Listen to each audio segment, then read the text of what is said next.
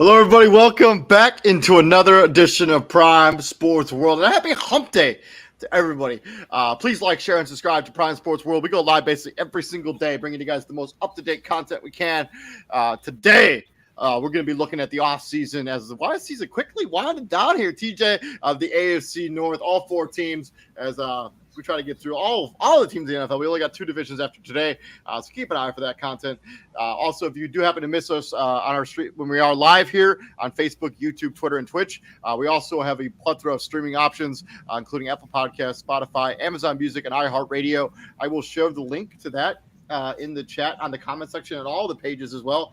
So go check that out. You know, if you want to listen to us while not live, we would really appreciate that. But yeah, we're Prime Sports World. I'm David Huffman. Right there is my co-host, Mr. TJ Hopkins. And welcome into the show, TJ. Happy hump day, my friend. Happy hump day.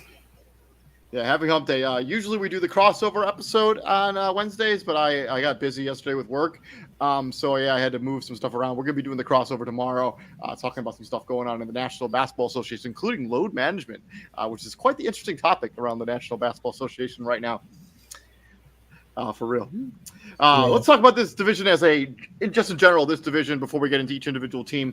What are your thoughts on this division before we get into, It could be one of the toughest divisions in football. It's definitely a 3-team race as long as the Ravens have Lamar Jackson. We will for sure get to that here in a minute. And the reason I said 3 teams because I understand Cleveland has had its woes, but and we'll get to this too. Like next season, it's no excuses, right? Deshaun Watson's gonna be the guy. He's gonna have a full off season, no trials, no lawsuits.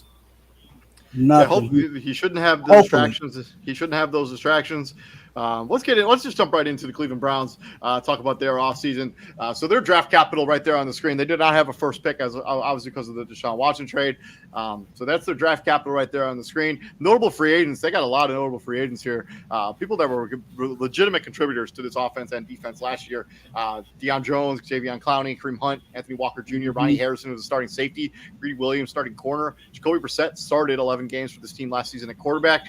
They are still even with those notable free agents on the screen right there, they're still negative $13 million under the cap, over the cap. The head coach, Kevin Stefanski, and GM, Andrew Berry, Jimmy Haslam is team president. So how do the Browns approach free agency and the draft as I try to see who they can cut to get back under the cap? It shouldn't be all that difficult for them. So their potential cut candidates are Shaquem Grant, wide receiver, kick returner, $2.6 million in savings there. They could cut Joe Haig, starting offensive tackle, 2.5, and they could cut Grant Delpit and cut 1.7 million. That doesn't make a lot of sense, but yeah. All right, that's not saving anything. I think you want to keep Grant Delpit. It was one of the steals of the draft a couple of years ago, and he's under a rookie contract. So Cleveland approaching the draft and free agency. What do they got to do? Well, obviously, you want that number, that negative 13. You got to get that. You got to fix that. Obviously, no one is going to do them any favors, right? The entire league is very, very, very, very, very upset at the Cleveland Browns right now. And yeah, because now every team that has a marquee quarterback, they're looking at the Cleveland Browns like, thanks, dude. Like, yeah. Thanks a lot. Thanks for screwing us over, because now every quarterback's be like, well, Deshaun Watson got this and he hasn't played in the year. Exactly. So it's like, thanks, dude. Like so the Chargers, the Bengals, we'll get to. The Jags in the next couple years, and if he turns it around, the Bears with Justin Fields, like, yeah. They're going to be looking at the Cleveland Browns like, Yeah, thanks a lot. Thanks a lot. A lot of teams now are going to be getting max contracts. So they are not fully guaranteed. Yeah, so the league the rest of the team is like, they're not looking to do the Cleveland Browns any favors. Like they're not trading anybody. They're not doing anything to be like, hey, we gotta dump some cap. Oh well, figure it out. Yeah. That's what they're telling them. One of their cap casualties could be Amari Cooper, if they really wanted to see if they could I make that work. don't see that happening. I mean, but if they really want to get back underneath this cap, they could potentially do that as an option here. It could. I don't really know if that's the best route that I would take. That's kind of that's a setback. Like cutting him. Yeah. Because this is a team that needs to win now. Because you're built to win right now. You traded away future draft assets, so you have to kind of play with the hands you got. Their biggest team needs heading into this is defensive tackle, and also needs somebody on the other edge. Myles Garrett, because he was worn down there a little bit down the stretch there. This is all the key players that they need. I mean, the other guy, Javion Clowney, not really the sack guy, but they just need. He's a run stopper. Jeremiah Osu-Koromoa. Good for me. I'm just getting that the first time. He was injured for most of last season, but he had a really promising rookie season. Hopefully get him back healthy. Yeah, he got off to a really good start. Taven Bryan, free agent signing. They got the Jaguars the year prior. But this offensive line took a step back. Jack Conklin definitely got injured and didn't play as well. Jedrick Wills, was really good his rookie season. Took a noticeable step back last season. Mm-hmm. So, and obviously they got to that. The year before they go to the playoffs for the first time in I forgot how long it was, and Stefanski looked like a genius, and Baker Mayfield came up short yet again, which is why they, cut him and traded for Deshaun Watson. And then obviously, you went into this season not knowing exactly how long you were going to be gone.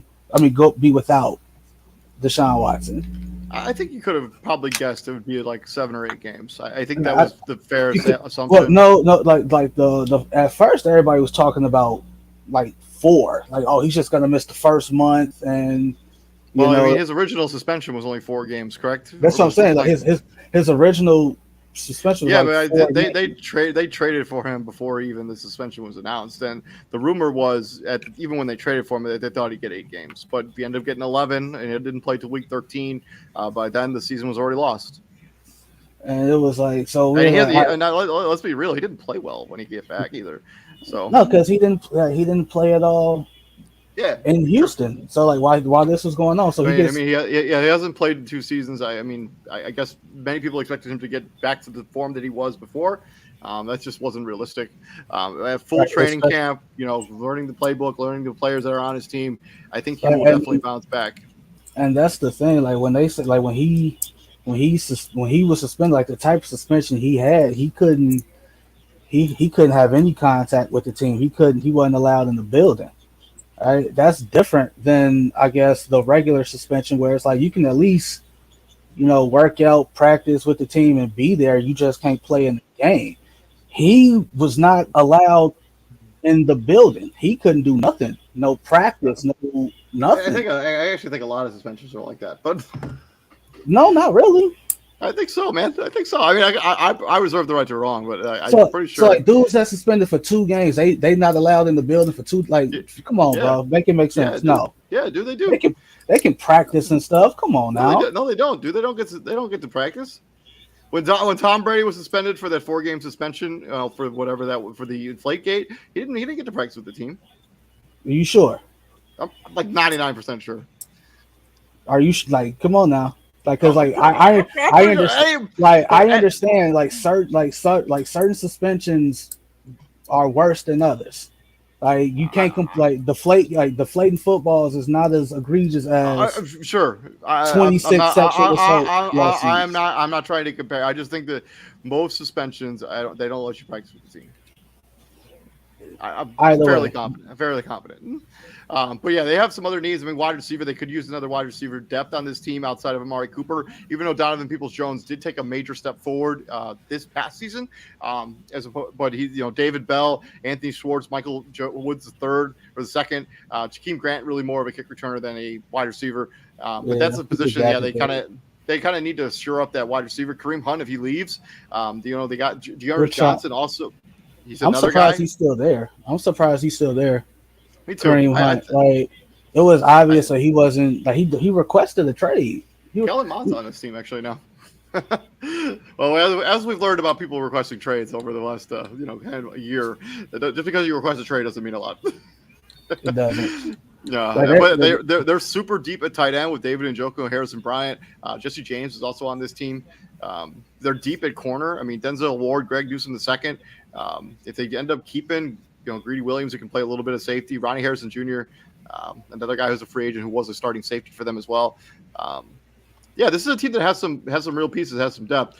As for the draft, as for what you should try to probably do, I think you probably need to address defensive tackle and edge in the draft because I think those are the places where you're probably the weakest, and I think you want to build on this really strong. Really, could be a really strong defense next season because this, as we talked about last season, this might be or 2 seasons ago, really. Yeah, this might be the deepest team in the NFL. It's 2 seasons ago. And that's again, that's the old adage. That's why we don't play games on paper, right? Yeah, 100%. Yep.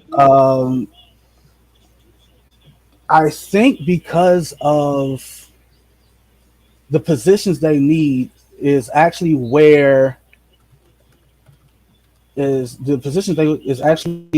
they don't have to make any moves in the draft. Like they can stand pat and still be. Yeah, I wouldn't sacrifice future draft capital in order to improve your draft capital in this draft. All right, like they need D linemen. This is a pretty deep D lineman draft. You don't have to, give up a whole. Like you don't have to. I wouldn't move at all. All right, I would just stick pat. I mean, they got 1, 2, 3, 4 high value draft picks with 4 picks in the first 4 rounds. You should get a legitimate starter out of all of those picks. And I obviously like, everybody's like, oh, they don't have a first. I'm here to tell you right now. First round. There's only 31 first round picks.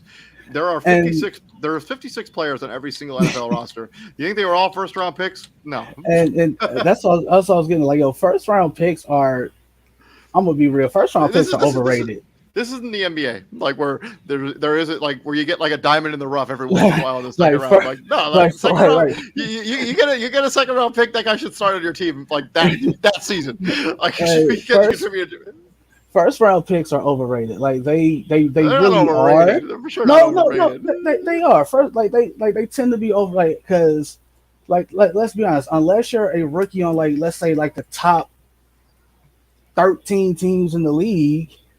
You're not like come on, like Isaiah, like obviously like certain teams withstanding like and Isaiah Pacheco was asked to contribute heavily to a Kansas City Chiefs team because Clyde Edwards-Helaire hasn't produced. Well, he also got hurt, but I think talking about position drafting and running around, it makes a huge difference. When you're talking about driving a running back in the first round, makes 0 sense whatsoever, unless you're like a generational talent. Like obviously, like all right. So what's his name? Rashawn Slater, right? Oh yeah, you're starting him. You're not sitting him. But like the later round of the draft, like we talk about it all the time. Like those championship teams, it's so hard to pick. Like, what do you need? Where first round pick is going to help you? Yeah, well, like you get what I'm saying. Like that's what top three priorities for the Cleveland Browns. Get Deshaun Watson together. That's one. I think it's got to be get better wide receiver depth. I mean, outside of Donovan Peoples-Jones and Amari Cooper, a lot of unknowns there. Who else do they have? David Bell, who was a first round pick, or like a third round pick last year, out of Purdue, right? Yep. Yeah. Man. Oh yeah, because Anthony Schwartz kind of bounced around the NFL a little bit here. He's landed in Cleveland. So, I don't know anything about Michael Woods second. All right. So priority number 1 is get Deshaun Watson together, which should be easy.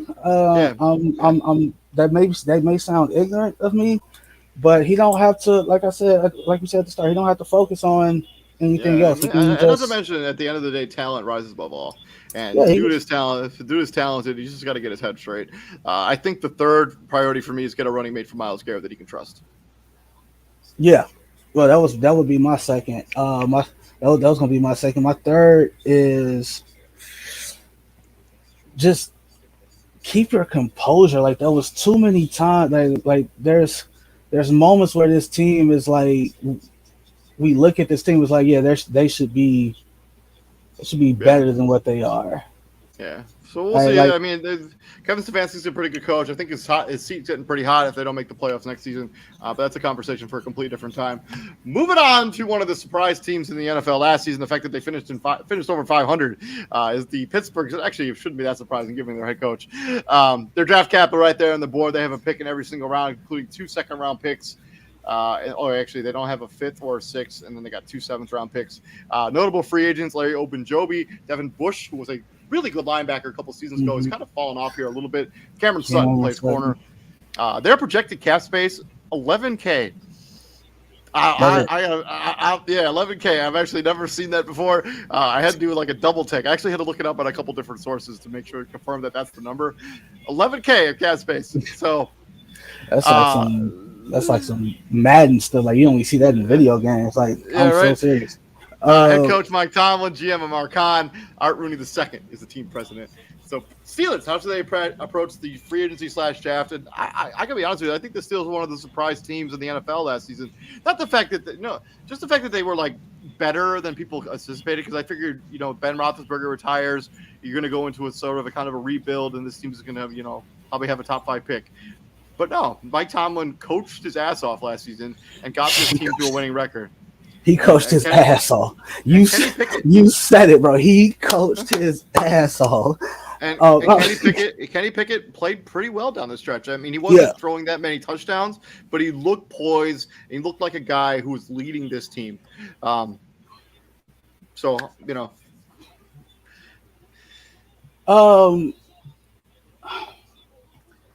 think the criticism that he gets, Mike Tomlin, is for this past season, like you used the 1st-round pick on Kenny Pickett, and you didn't play him out the gate. You used Mitch Trubisky for the first 3 games, something like that. Something like that. And it's just like, why?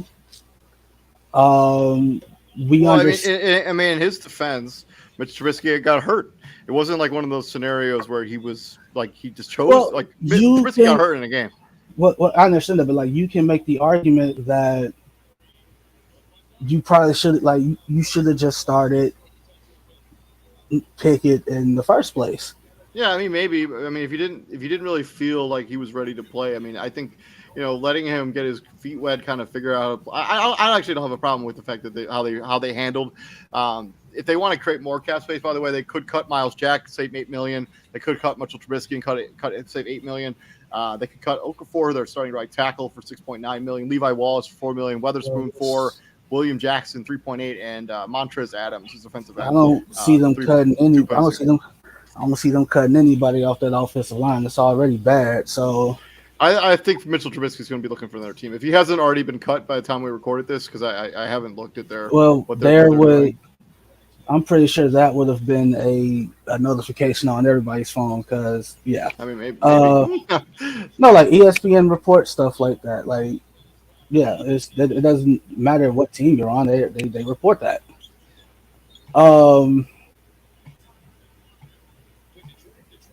Detroit just called a timeout. They don't have a timeout. Oh, I'm sorry, I got the Bulls on. My bad. If obviously, Mike Tomlin, one of those coaches you run through a brick wall for. The blatant disrespect he gets it doesn't make sense. Like, I don't get it. And one of his harsher critics is former Steeler Terry Bradshaw. Like, I just don't understand. Well, Terry Bradshaw, the less said about him right now, I think, is the better. I know he's going through some health stuff, but he just says some stuff on TV that just the stuff about Mike. Okay, like he's had Hall of Fame play, but it's been a while since he's been to a Super Bowl, and let alone 1-1. I get that. We're only talking about 10 years ago that he won a Super Bowl. I mean, it's not that long. And it's. I think what they're really more critical about is the lack of a plan after Big Ben. It seems like they finally have one, right? With Kenny Pickett, you got us, and they borrowed the playbook out of the Cincinnati Bengals. Remember they drafted AJ Green, but it's like, oh, we just cut Carson Palmer. We don't have a quarterback, and then you follow that up in the second round with Andy Dalton. So you got two rookies who can grow together. They just did the same thing. Like you get Kenny Pickett, and then you pair him with George Pickens. Yep, and who had a pretty solid rookie season. Who had a pretty solid rookie year, right? Obviously, like the issue with the Steelers, starts up front. The lack of an offensive line that they've had for the last handful of years. Yeah, I mean, Dan Moore Jr., Kevin Dodson, Mason Cole, James Daniels, and Okafor. They leave a little bit to be desired. I mean, they've really been retooling his offensive line. 5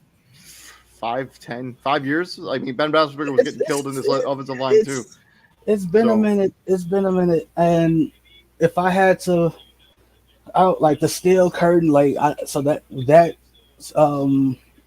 that moniker alone is why I don't think they cut Miles Jack, because. And he was good for them last season. It doesn't make a lot of sense to cut people that are players that are good for you. I mean, this is a team that's fine as is. And I just learned actually that you could convert like a bunch of salaries into signing bonuses and like have it not count towards your cap space, because the Jaguars just did that with like a bunch of their players, and now they freed up like 28 million. The chess that GMs play now in all sports. It's literally insane. Like, bro, like that makes you it legit's like if you're not paying attention. If you're a GM and you're not paying attention to what's going on around you, you will get left behind. Which is why we see certain GMs up here, up high, and then the others are like way down here and fired. And you got teams constantly. It's a revolving door every 4 or 5 years at GM, because the GM in Philly is a perfect Howie Roseman, bro. Yeah. He is running laps around some of his competitors. 100%. It opens up a lot of doors here where like they can do a lot of stuff now with cap space. Like the idea that like not having cap space all of a sudden is a problem is evaporated. Like they found a way around it. Their major needs when it comes to free agency and the draft should be center, offensive tackle, all of it in the trenches, edge. They could still use somebody on the other side, TJ Watt, and then another corner to play. Well, they got. I wouldn't say another guy alongside TJ Watt. TJ Watt just has to stay healthy, because him and Alex Highsmith actually had a pretty solid rookie season, or maybe not rookie season, but he had a good. Which one is it? Is it because they got the Hayward brothers? Like they got one's a DN. Is it Cameron? Cameron Hayward is the defensive tackle.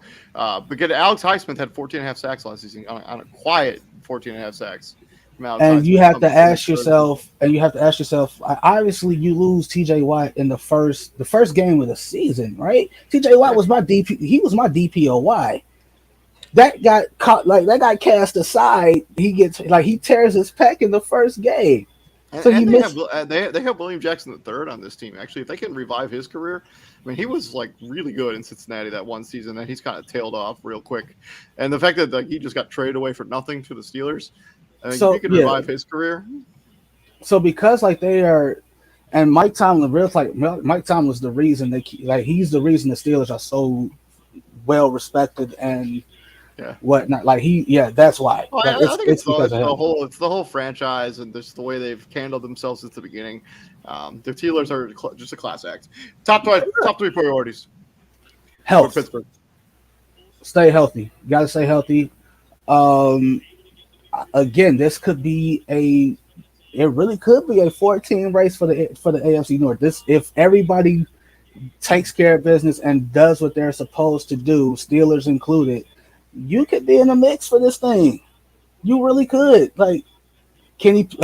So stay priority number 1, stay healthy. Priority number 2, develop Kenny Pickett, because we've seen young quarterbacks on this roster. Obviously, they weren't going to do much because Big Ben was it was the Big Ben show for 18 years, right?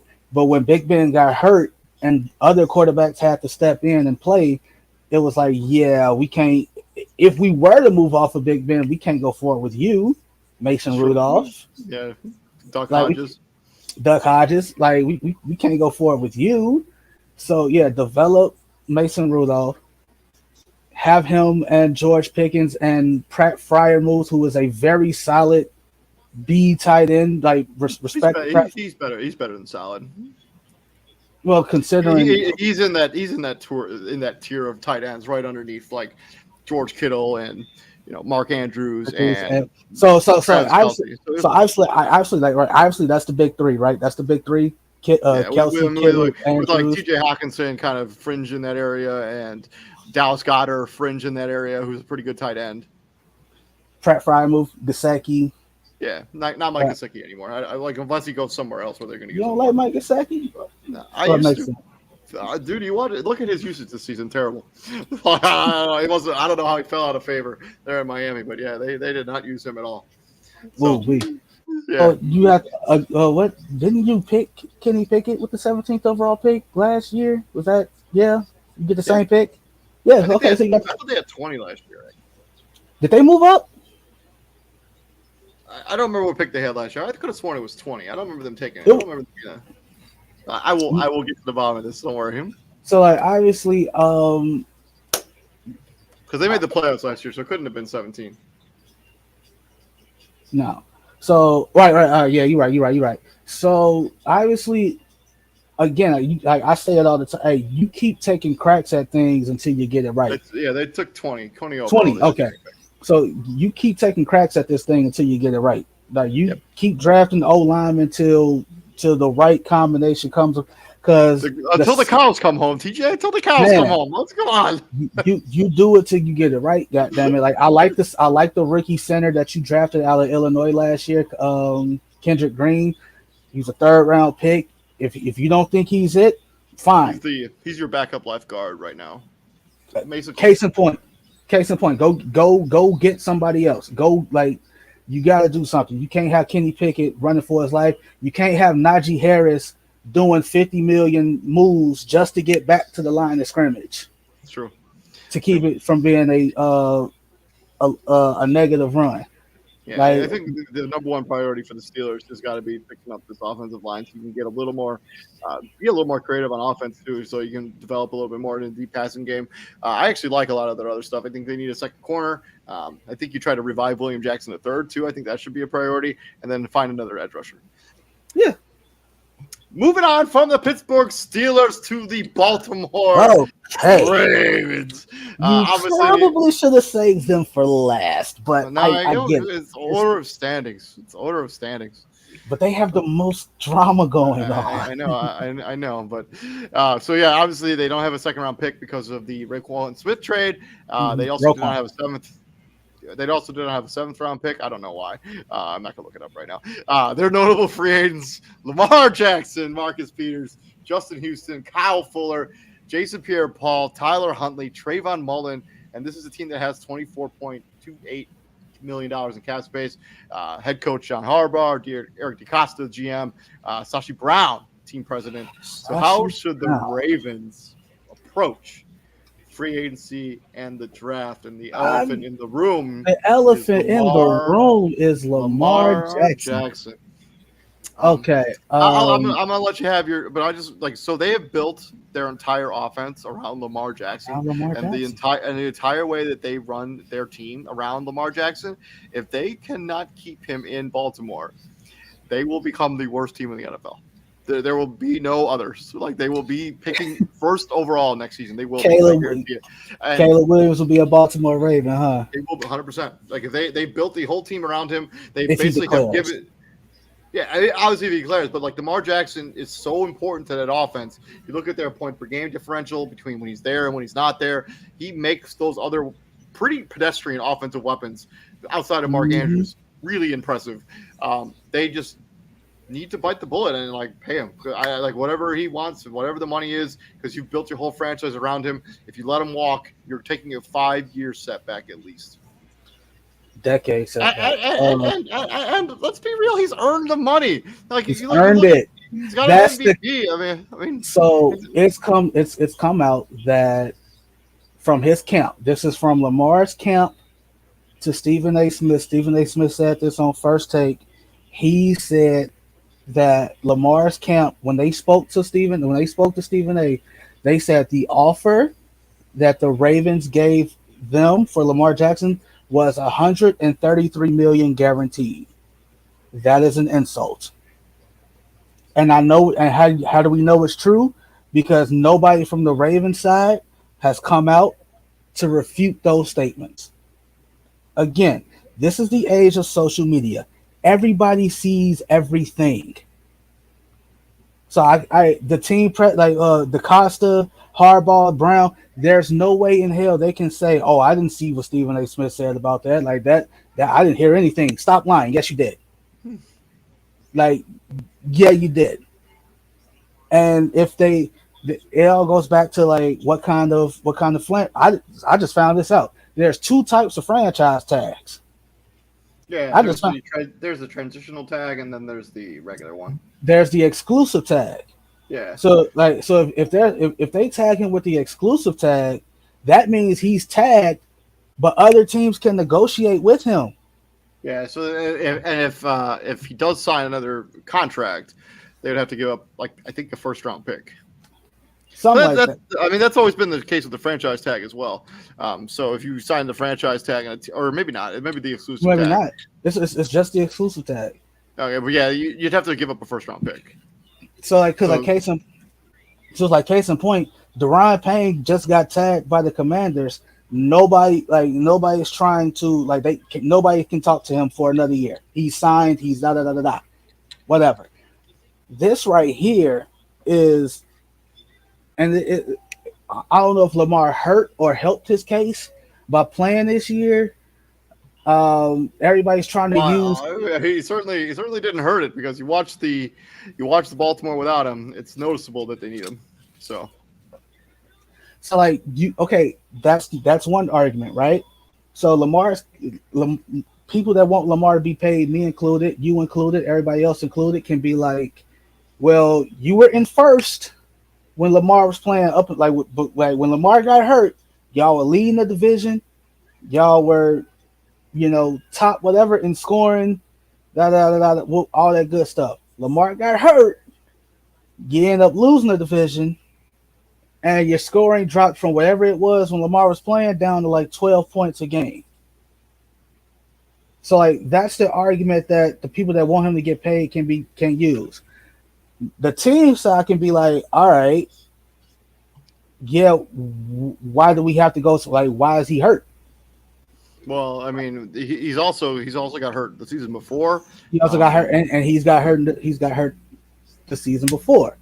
So if it's a durability thing that's holding this up, I guess you can say I understand. But even then, it's no, I don't. He makes you relevant. He's literally the only reason why people tune in to watch the Baltimore Ravens. I can say this. If I'm Lamar Jackson, hey man, the only All Pro on offense we got besides me, that's a weapon. Besides me, is our tight end. Well, right? Ronnie Stanley is a former All Pro. He's not a weapon. I'm not throwing the ball to them. Yeah. Sorry, I didn't hear you say weapon. I just thought you said offense. No, I'm not throwing the ball. Like I said, the only All Pro on offense besides me that's a weapon is my tight end. And the other thing that kind of throws the whole monkey wrench into this is, you trade for Roquan Smith. He's there 2 weeks, and you immediately pay him. If I'm Lamar, you made him the most highest paid linebacker in the NFL. I mean, if I'm Lamar Jackson, I'm being like, man, I've been here since you drafted me. I took you to the playoffs every single season. I won you an MVP, and yet you still won't give me the money that I've earned as a member of your franchise. If I'm the Ravens, I'm just gonna pay him, man. I don't really understand what the head is. This is what quarterbacks cost, and they know that they've built their offense around him. They know if they let him walk, they're going to be in a destitute state. Mm-hmm. And again, and they haven't put anything around Lamar. Lamar Jackson's kind of made chicken salad out of chicken. You know what? Offense. And again, so one of his receivers, Hollywood Brown, complains about not getting touches. It's all right, or not getting targets. And Lamar can easily say, "Dude, when I threw you the ball, you dropped it." There's highlights of Hollywood Brown dropping the ball, and then you trade him away. not named Mark Andrews. Let's see. We've had what was left of Dez Bryant. You tried to kick the tires on that. That didn't work. Trying to kick the tires on what was left of Sammy Watkins, Deshaun Jackson. Deshaun Jackson. That's 3. Willie Snead. Where's he at? Don't even know if Willie Snead is in the league anymore. He might be a free agent. That's about it. He's not. James Procise. I mean, they dusted him off. I mean, Andy Isabella. They threw out after he got cut by the. He's a castaway out of Arizona. Yep. Marcus Robinson was only really good when he had Patrick Mahomes. Devin Duvernay is still a young player, better as a kick return. Rashad Bateman hasn't proved anything because he can't stay healthy. And Rashad Bateman is nice. I'm not finna sit here and call Rashad Bateman. I'm not finna sit here and call Rashad Bateman a bum, but to your point, like bro, like I can only throw you the ball if you're on the field. Yeah. And I'm so serious. If the Miami Dolphins get their hands on Lamar Jackson with the weapons they got down there. Yep. And an ever improving offensive line. So if this team did want to create more cap space for themselves, they could cut Calais Campbell, which doesn't seem like they're going to do. They could also cut Chuck Clark to like basically $8 million in combined cap space. But yeah, Baltimore, obviously the biggest. When we talk about free agency in the draft, everything depends on what they do with Lamar Jackson. If Lamar Jackson's in a Baltimore Ravens jersey by the time the draft happens, their strategy changes. They even entertained a Lamar for Justin Fields swap, which puts you right back in the same boat because what are you going to do? I mean, that doesn't change anything. You're still going to have to probably commit money to this guy a couple of years down the road. I mean, like just bite the bullet, pay Lamar Jackson, and just let however it lays out because you built your team around him. You can't let him walk. They also all the other players that are super important to this team are also free. And Marcus Peters I know he hasn't been as good the last couple of seasons or as healthy, but he used to be one of the better ball hawking corners in the NFL. Justin Houston is probably going to be a Hall of Famer. Kyle Fuller. It's kind of bounced around a little bit. Jason Pierre-Paul, for sure, a Hall of Famer. Tyler Huntley's been a solid backup. I think you could probably draft somebody who's going to be a serviceable backup for you instead. Tyler Huntley is Tyler Huntley is like he's getting he like because of like that one stretch he went on last year, not this year, like last year. They were people who was like Steeler fans were like, hey, I want that guy, not knowing that they were going to draft, Kenny Pickett. They were like, hey, I wouldn't mind Tyler Huntley in the Steelers uniform. I wouldn't mind Tyler Huntley in this uniform, that uniform. Like, yeah, because he was solid. But Tyler Huntley showed you why he's a backup. Yes. And he's not a starter. Same thing with the other kid that they got. So, what's his name? Anthony Brown. Anthony Brown, the kid from Oregon. But yeah, I think on top of that, let's talk top 3 priorities because the free agency. Pay Lamar. Outside of paying Lamar Jackson, which is obviously something they do, they need to get a real weapon here, like a wide receiver. Okay, I would. This is what I would do. So, like, obviously, because of the style of offense that they run, you have to get a receiver that don't mind getting ugly. What I mean by getting ugly. Hey, you gotta block. You gotta block. Your target's probably not gonna be, up there with a pretty interesting a player that's not getting talked about is OBJ. This is an interesting OBJ landing spot, in my opinion. And I love how there's nobody talking about OBJ right now. You know why? Because people and I wish they would do this with Aaron Rodgers. They just shut up. They just stop talking about it. You know what? Until you make a decision, until you say something, I am no longer going to give you airtime. That's what it is. Because that's not going to happen. Because it got to a point with OBJ. It's like the season's winding down. It's like, dude, what are you waiting on? Like there's, I don't know, but let's see what happens with him this offseason. I mean, they can also try to see if they want to trade. I know this name is not the best name right now, but I mean, if they could revive Michael Thomas, who also has proven that he can be one of those guys that does the dirty work as a wide receiver, blocks. I mean, if you can throw a 3rd round pick to the Saints, I think it'd be worth it just to roll the dice on him. You know what you really could do, and this guy's he's on the verge of getting cut. He's he's low risk, low reward, maybe. big body, the type of number one receiver that that Lamar needs, that big body, that 6'4", 6'5", that guy. Kenny Golladay just got cut. Yeah, I don't mind that either.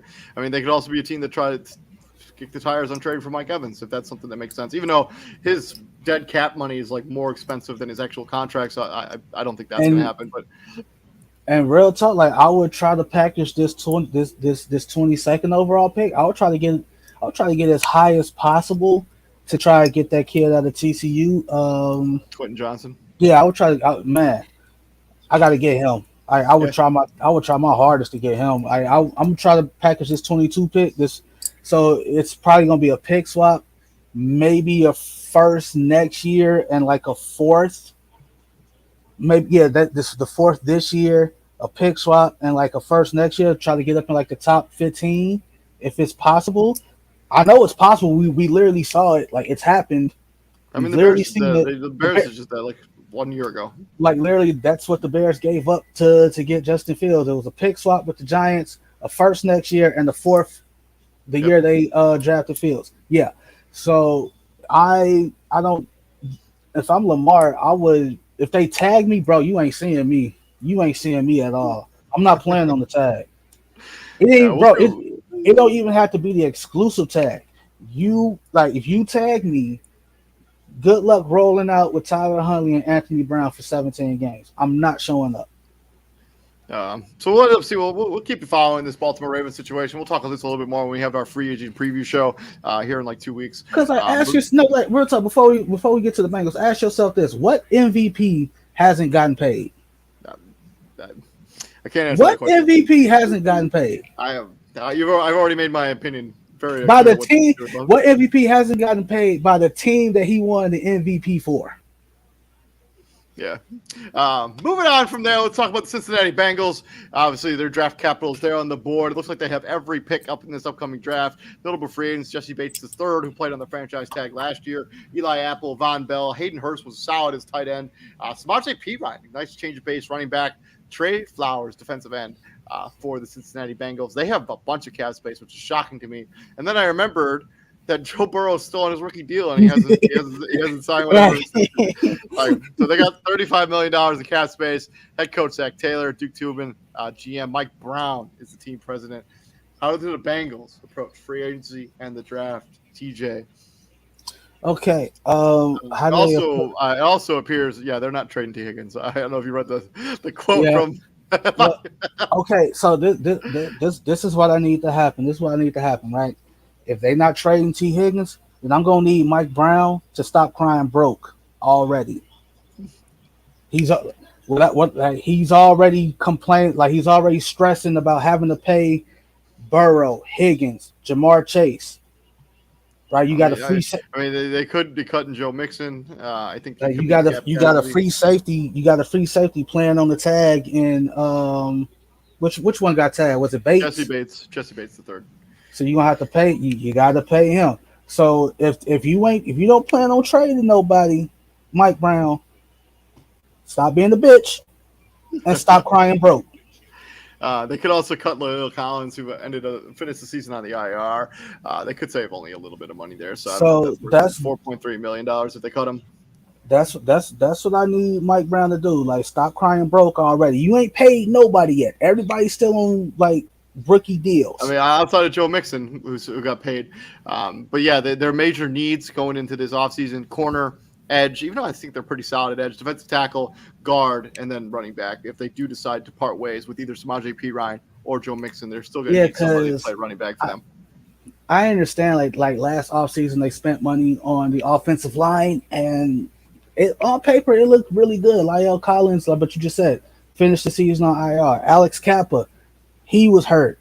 It was a bunch of dudes that they brought in. They signed Jackson Carman from I don't remember where, but yeah, he never really panned out as the left guard. Cordell Volson ended up being the left guard that finished the season, and Ted Caracas actually played pretty damn good at center for that. Ted Caracas. Yeah, got him from the Tampa Bay Buccaneers, I think. And Joe Burrow still got sacked 41 times. Joe Burrow's been in the league 3 years. He's been sacked a grand total of 124 times in 3 years. It's not That's not ideal. No, that's I'm gonna be lucky if I play a decade, right? With the amount of times I've been hit. So again, keep taking swings at it until you get it right?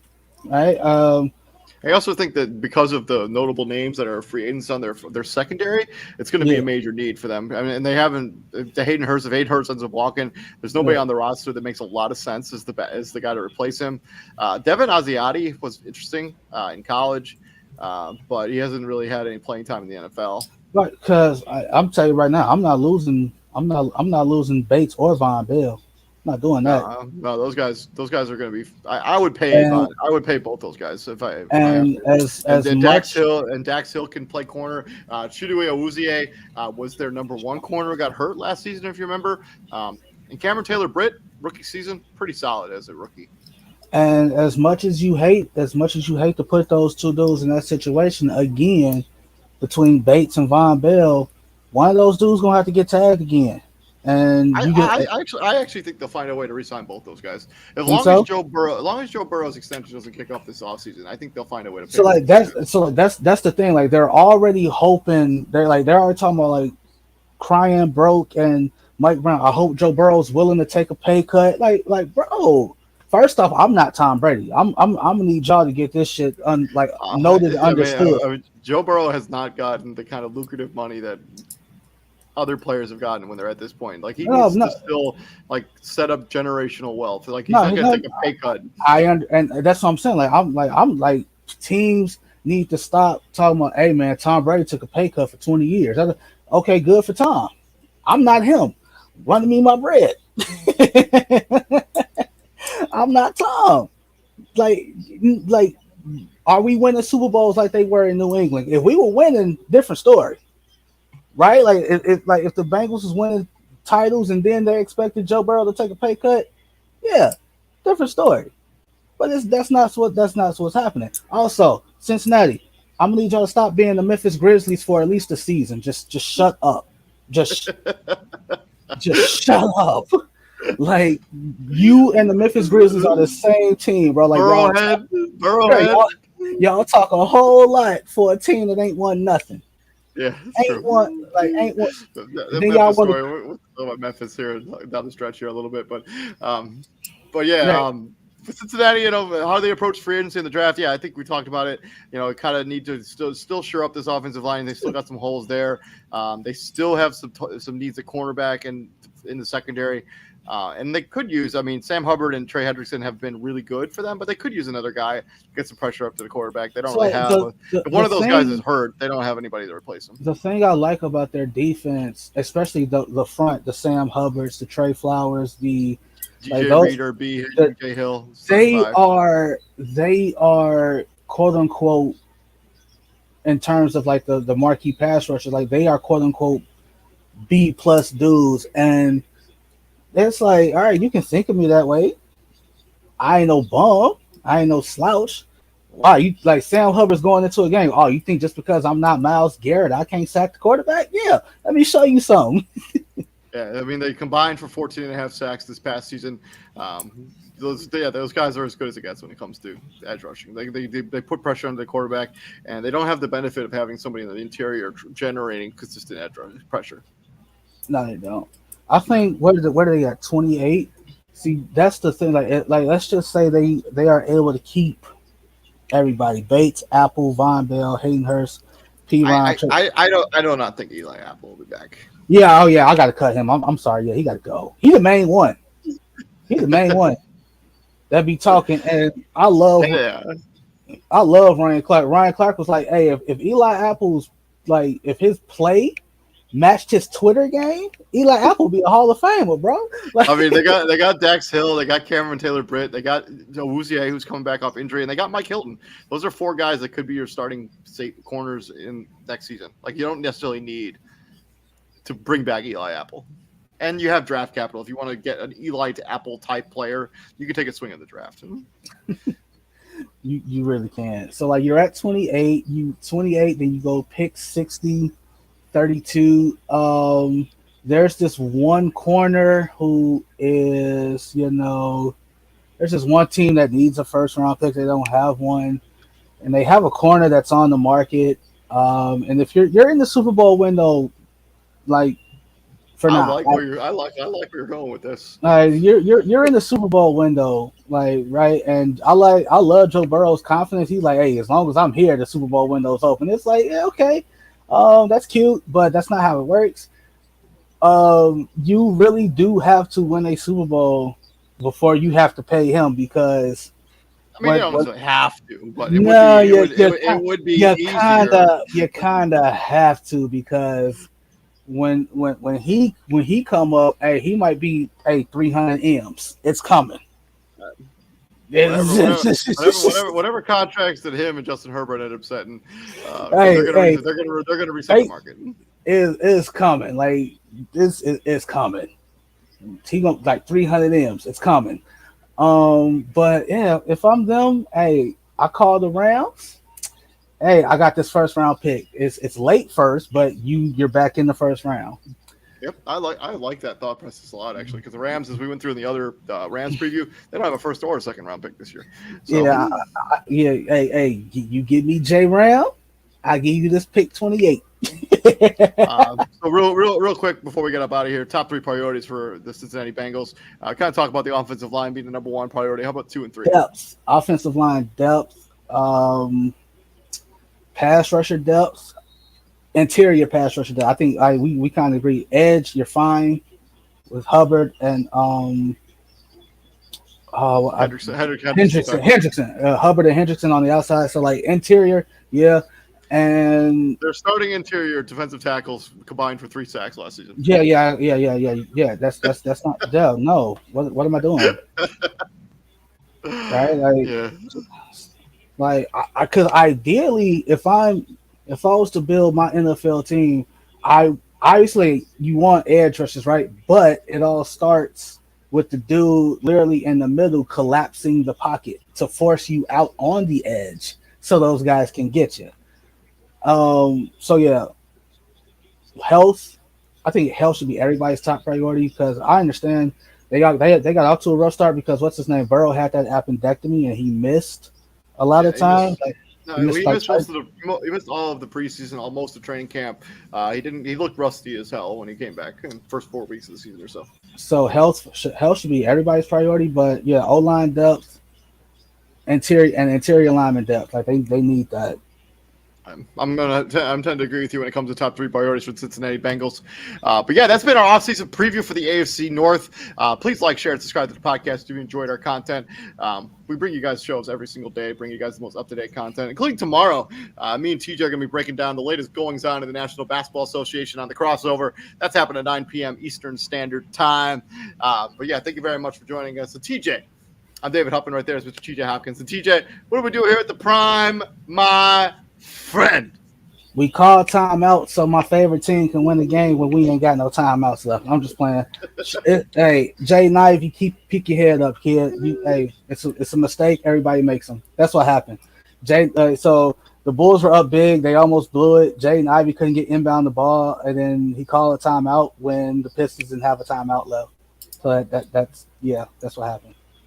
Happens to the best of us. We'll be back here tomorrow. You guys all have a good night and stay safe out there. And it's supposed to get colder here, so it was beautiful today. It's supposed to get another.